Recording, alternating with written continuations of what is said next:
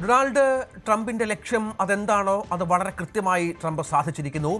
അയത്തുള്ള അൽ Khomeini എന്ന ഇറാന്റെ പരമോന്നത നേതാവ്, ആധ്യാത്മിക നേതാവിനെ കൊലപ്പെടുത്താൻ അമേരിക്കയ്ക്ക് സാധിച്ചിരിക്കുന്നു എന്നുള്ളത് ഏറ്റവും പ്രധാനപ്പെട്ട ഒന്നാണ്. ജനുവരിയിൽ അവിടെ ഖൊമേനിക്കെതിരായ പ്രക്ഷോഭം ആരംഭിച്ച സമയം മുതൽ തന്നെ ഈ പ്രക്ഷോഭത്തെ അടിച്ചമർത്തിയാൽ ഇറാനെ ആക്രമിക്കുമെന്ന മുന്നറിയിപ്പ് ദിവസങ്ങളായി ട്രംപ് നൽകുന്ന പശ്ചാത്തലം കൂടിയുണ്ടായിരുന്നു. ഈ പ്രക്ഷോഭകാരികളോട് വളരെ മോശമായി പെരുമാറിയ, അവരെ കൊലപ്പെടുത്തിയ, അവരെ തടവിലാക്കിയ, അവർക്ക് അംഗഭംഗം വരുത്തിയ ഭരണകൂടത്തെ വെറുതെ വിടില്ല എന്ന് ട്രംപ് പ്രഖ്യാപിക്കുന്ന പശ്ചാത്തലമുണ്ടായിരുന്നു. ഇപ്പോൾ കാര്യങ്ങൾ അവിടെ ഇന്റേണലായി പ്രശ്നങ്ങൾ വഷളാകുന്ന പശ്ചാത്തലത്തിൽ അവിടെ ഇടപെടുകയും കാര്യങ്ങൾ തങ്ങളുടെ വരുതിക്കെത്തിക്കുകയും ചെയ്താൽ വലിയ പിന്തുണ ലഭിക്കും എന്നുള്ള ട്രംപിൻ്റെയും ഇസ്രായേലിൻ്റെ ലക്ഷ്യമാണ് ഇപ്പോൾ സാധിച്ചിരിക്കുന്നത്. അവിടുത്തെ ഭരണകൂടത്തെ ഇല്ലാതാക്കുക എന്നുള്ള ലക്ഷ്യം. നേരത്തെ അജയ് പറഞ്ഞതുപോലെ ഏതൊക്കെ നേതാക്കൾ ജീവനോടെയുണ്ട്, ആരാണ് ഇനി യുദ്ധമുണ്ടെങ്കിൽ അത് നയിക്കുക, ആരാണ് ഇറാൻ ഭരണകൂടത്തെ മുന്നോട്ട് കൊണ്ടുപോകുക എന്നതിലൊക്കെ വല്ലാത്ത ഒരു അനിശ്ചിതാവസ്ഥ നിലനിൽക്കുന്ന പശ്ചാത്തലം ഏറെ നിർണായകം തന്നെയാണ്, സംശയമില്ല. അവിടെ പ്രധാനപ്പെട്ട നേതാക്കളൊക്കെ കൊലപ്പെടുന്ന പശ്ചാത്തലം, അവരെ കൊല്ലുന്ന പശ്ചാത്തലം ഇപ്പോൾ സൃഷ്ടിക്കപ്പെട്ടിരിക്കുന്നു എന്നുള്ളത് ഗൗരവമേറിയ സംഗതിയാണ്. ഇന്നലെ ആക്രമണം നടത്തിയപ്പോൾ തന്നെ കൊല്ലപ്പെട്ട നേതാക്കളുടെ ഒരു ലിസ്റ്റ് തന്നെ ഇസ്രായേൽ പുറത്തുവിട്ടിരുന്നു. ഇന്ന ആളുകൾ കൊല്ലപ്പെട്ടു എന്ന് വളരെ കൃത്യമായി തന്നെ പറഞ്ഞിരുന്നു. അതിൽ അയത്തുള്ള അൽ ഖൊമേനി ഉണ്ട് എന്ന് ട്രൂത്ത് സോഷ്യലിലൂടെ ഇന്ന് വെളുപ്പിനെ ട്രംപ് പ്രഖ്യാപിക്കുമ്പോഴാണ് മനസ്സിലാകുന്നത്. ഇറാന്റെ പരമോന്നത നേതാവിനെ കൊലപ്പെടുത്തുന്നതിലൂടെ വളരെ കൃത്യമായ ലക്ഷ്യത്തിലേക്ക് അമേരിക്ക നടന്നെടുക്കുകയാണ്. ഇനിയിപ്പോൾ ഇറാന്റെ പ്രതിരോധം അത് ഏത് തരത്തിലായിരിക്കും എന്നുള്ളത് കാത്തിരുന്നു കാണണം. ഗൾഫ് രാജ്യങ്ങളെയാണ് ഇറാൻ ലക്ഷ്യം വെക്കുന്നത്. പല എയർപോർട്ടുകളിലും സ്ഫോടനങ്ങൾ നടന്നു. സിറിയയിൽ ഇറാൻ ആക്രമിക്കുകയും 4ഓളം പേരെ കൊലപ്പെടുത്തുകയും മറ്റും ചെയ്തു. കൂടുതൽ ആക്രമണത്തിന് ഇറാൻ കോപ്പ് കൂട്ടുന്നുണ്ട് എന്നുള്ള വിവരം പുറത്തു വരുന്നുണ്ട്. പക്ഷേ അപ്പോഴും അതിൻ്റെ തലങ്ങൾ വളരെ പ്രധാനമാണ്. നമുക്കറിയാം 500 കിലോമീറ്റർ പരിധിയിൽ വരെ ആക്രമണശേഷിയുള്ള ഷഹാബ് മിസൈൽ വരെയുള്ള രാജ്യമാണ് ഇറാൻ എന്നതുകൂടി ഓർക്കണം. 200 കിലോമീറ്റർ വരെ ആക്രമിക്കാൻ ശേഷിയുള്ള നിരവധി ബാലിസ്റ്റിക് മിസൈലുകൾ ഇറാന്റെ സ്വന്തമായി ഉണ്ട്. ഇവ ഉപയോഗിച്ചാണ് ഗൾഫ് രാജ്യങ്ങളിലേക്ക് ഇറാൻ എത്തുന്നത് എന്നത് മനസ്സിലാക്കണം. അങ്ങനെ എല്ലാ തരത്തിലുമുള്ള സംവിധാനങ്ങൾ ഇറാനുണ്ട്. പക്ഷേ ആയുധങ്ങളുടെയൊക്കെ ശേഷി പരിമിതമാണ്. പൂർണ്ണമായും അത് ഉപയോഗിക്കാനുള്ള ശേഷിയില്ല. അതിൻ്റെ എണ്ണം വളരെ കുറവാണ്. പക്ഷേ നേരത്തെ പറഞ്ഞ പോലെ റഷ്യയുടെയും മറ്റും അത്യന്താധുനിക ആയുധങ്ങൾ പലതും ഇറാൻ്റെ കൈവശമുണ്ട് താനും. അതൊക്കെ ഏതൊക്കെ തരത്തിൽ ഉപയോഗപ്പെടുത്തുമെന്നുള്ളത് കാത്തിരുന്ന് കാണേണ്ടി വരും. ഇനിയുള്ള മണിക്കൂറുകൾ നിർണായകമാണ്. അജയ്, സുധാ, ബിജു തുടരുന്നുണ്ട്. അജയ്, ഇറാൻ്റെ പ്രതിരോധം അത് ഇപ്പോൾ കഴിഞ്ഞ ദിവസങ്ങളിലൊക്കെ ഗൾഫ് രാജ്യങ്ങളെ ആക്രമിച്ചിരുന്നു. നേരത്തെ പറഞ്ഞ സിറിയയിൽ ആക്രമണം നടത്തി. പക്ഷേ അതിനപ്പുറമുള്ള ഒന്ന് അവർ ചിന്തിക്കുന്നുണ്ടോ?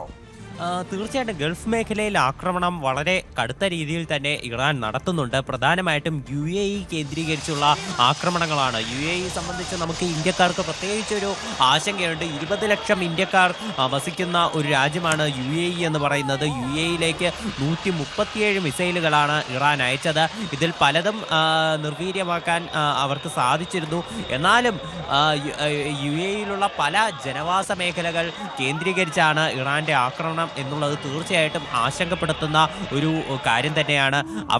അതും ഇറാൻ ആക്രമണം നടത്തുന്നത് UAE അവരുടെ വികസനത്തിന്റെ പ്രതീകമായി ലോകത്തിന് മുന്നിൽ എടുത്തു കാട്ടിയിരുന്ന പല നിർണായകമായിട്ടുള്ള സ്ഥലങ്ങളും ആണ് ഇപ്പോൾ ഇറാൻ ആക്രമിച്ചിട്ടുള്ളത്. UAEയിലുള്ള ബുർജ് അൽ അറബിൽ ആക്രമണം നടത്തിയിട്ടുണ്ട്. അതുപോലെ തന്നെ ദുബായ് അന്താരാഷ്ട്ര വിമാനത്താവളത്തിൽ ആക്രമണം നടത്തിയിട്ടുണ്ട്. ജബൽ അലി തുറമുഖം ആക്രമണത്തിന് വിധേയമായിട്ടുണ്ട്. സായിദ് അലി വിമാനത്താവളത്തിൽ ആക്രമണം നടന്നതായിട്ടും റിപ്പോർട്ടുകൾ സൂചിപ്പിക്കുന്നുണ്ട്. അപ്പോൾ ഇത്തരത്തിൽ വളരെ നിർണായകമായിട്ടുള്ള പല സ്ഥലങ്ങളിലും UAEയിൽ ഇതിനോടകം തന്നെ ആക്രമണം നടന്നു കഴിഞ്ഞു. UAE മാത്രമല്ല, മറ്റ് സമീപത്തുള്ള പല ഗൾഫ് രാജ്യങ്ങളിലും ഇപ്പോൾ കടുത്ത രീതിയിൽ തന്നെ ഇറാൻ ആക്രമണം തുടർന്നുകൊണ്ടിരിക്കുകയാണ്. കടുത്ത രീതിയിലുള്ള ഒരു പ്രത്യാക്രമണം തന്നെ ഇറാന്റെ ഭാഗത്തു നിന്നുണ്ടായി. സൗദി അറേബ്യ, കുവൈറ്റ്, അതുപോലെ ബഹ്റൈൻ, അബുദാബി തുടങ്ങി എല്ലാ രാജ്യങ്ങളിലും ആക്രമണം നടന്നു. ഇതാദ്യമായാണ് മേഖലയിലുള്ള 6 ഗൾഫ് രാജ്യങ്ങളിലും ഇറാൻ ഇത്ര വ്യാപകമായി ആക്രമണം നടത്തുന്നത്. അവരുടെ പരമോന്നത നേതാവ് കൊല്ലപ്പെട്ടിട്ടുണ്ട്. ഇപ്പോൾ അമേരിക്കയുടെയും ഇസ്രായേലിൻ്റെയും റിപ്പോർട്ടുകൾ ശരിവെക്കുകയാണെങ്കിൽ, ഇറാൻ ഇപ്പോൾ കുറച്ച് മുൻപേ മാത്രമാണ് സ്ഥിരീകരിച്ചത്. എന്നാലും US-ൻ്റെ റിപ്പോർട്ടുകൾ സൂചിപ്പിക്കുകയാണെങ്കിൽ ഇന്നലെ രാത്രി തന്നെ ആയത്തുള്ള അലി ഖമനേയി കൊല്ലപ്പെട്ടു. പക്ഷേ അതിനും മണിക്കൂറുകൾക്കിപ്പുറവും ഇറാന്റെ ആക്രമണം തുടർന്നുകൊണ്ടിരിക്കുകയാണ്. പല സ്ഥലങ്ങളിലും മിസൈലുകൾ ഇപ്പോഴും ഇന്റർസെപ്റ്റ് ചെയ്തുകൊണ്ട് നിൽക്കുകയാണ്. ഇസ്രായേലിലേക്കും ആക്രമണം അടുപ്പിച്ചിട്ടുണ്ട്. ടെൽ അവീവിൽ ചില മിസൈലുകൾ പലതും അവർക്ക് നിർവീര്യമാക്കാൻ സാധിച്ചെങ്കിലും ടെൽ അവീവിൽ ഉൾപ്പെടെ ചില മിസൈലുകൾ പതിച്ചതായിട്ട് വിവരങ്ങളുണ്ട്. ആളുകൾ ഭൂരിഭാഗവും ബങ്കറുകളിൽ തുടരുകയാണ്. സൈറനുകൾ തുടർച്ചയായി മുഴങ്ങിക്കൊണ്ടിരിക്കുകയാണ്. അവിടെ എല്ലാ സ്ഥാപനങ്ങൾക്കും പ്രധാനപ്പെട്ട ഒത്തുചേരലുകൾ അതുപോലെ തന്നെ വിദ്യാലയങ്ങൾക്കുൾപ്പെടെ അവധി പ്രഖ്യാപിച്ചിട്ടുണ്ട് ഇസ്രായേൽ. പക്ഷേ കടുത്ത രീതിയിലുള്ള ആക്രമണം അതുപോലെ തന്നെ ജാഗ്രത അത് തുടർന്നുകൊണ്ടിരിക്കുകയാണ്.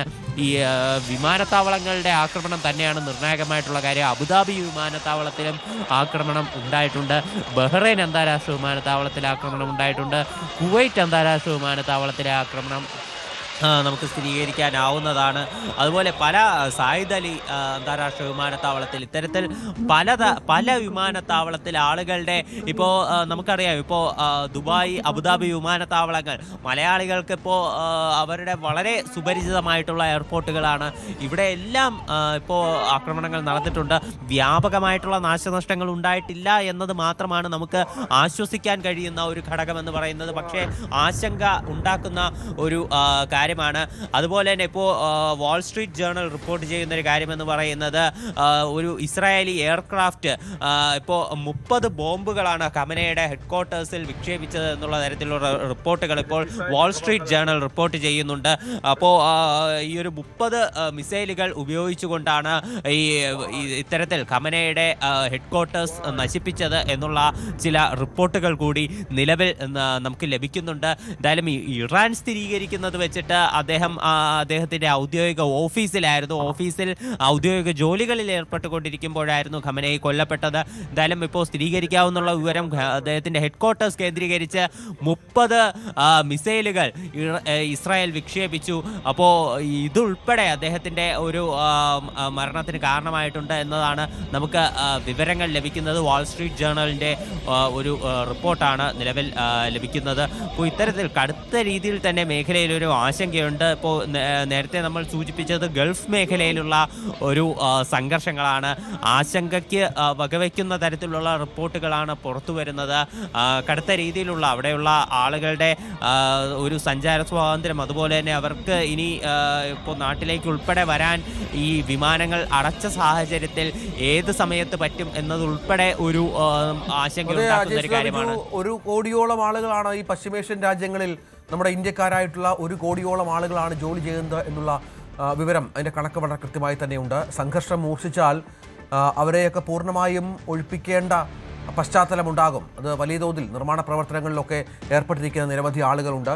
നിർമ്മാണ മേഖലകളിൽ ജോലി ചെയ്യുന്നവർ, നമ്മൾ ഇൻവെസ്റ്റ്, നമ്മുടെ കയറ്റുമതി, എണ്ണയുമായി ബന്ധപ്പെട്ട പ്രശ്നം, അങ്ങനെ ഇന്ത്യയും സ്വാധീനിക്കുന്ന നിരവധി പ്രശ്നങ്ങൾ ഈ യുദ്ധവുമായി ബന്ധപ്പെട്ടുണ്ട്. അതുകൊണ്ട് ഇത് എത്രയും പെട്ടെന്ന് ഈ സംഘർഷം അവസാനിപ്പിക്കുക എന്നുള്ളത് ഇന്ത്യക്കുമേറെ പരമപ്രധാനമായ ഒന്നാണ്. പ്രത്യേകിച്ചും നമ്മുടെ പ്രധാനമന്ത്രി നരേന്ദ്രമോദി ഇസ്രായേലിലെത്തി വളരെ കൃത്യമായ സന്ദേശം ഇസ്രായേലിന് നൽകിയിരുന്നു. അതായത് സമാധാന ആഹ്വാനങ്ങൾക്ക് വേണം, സമാധാനപരമായ പ്രശ്നപരിഹാരത്തിൻ്റെ തുടക്കമാകണം, ചർച്ചകളിലൂടെയും മറ്റും അത് ആ തരത്തിൽ മുന്നോട്ട് കൊണ്ടുപോകണമെന്നാണ് പ്രധാനമന്ത്രി അവിടെ ഇസ്രായേൽ.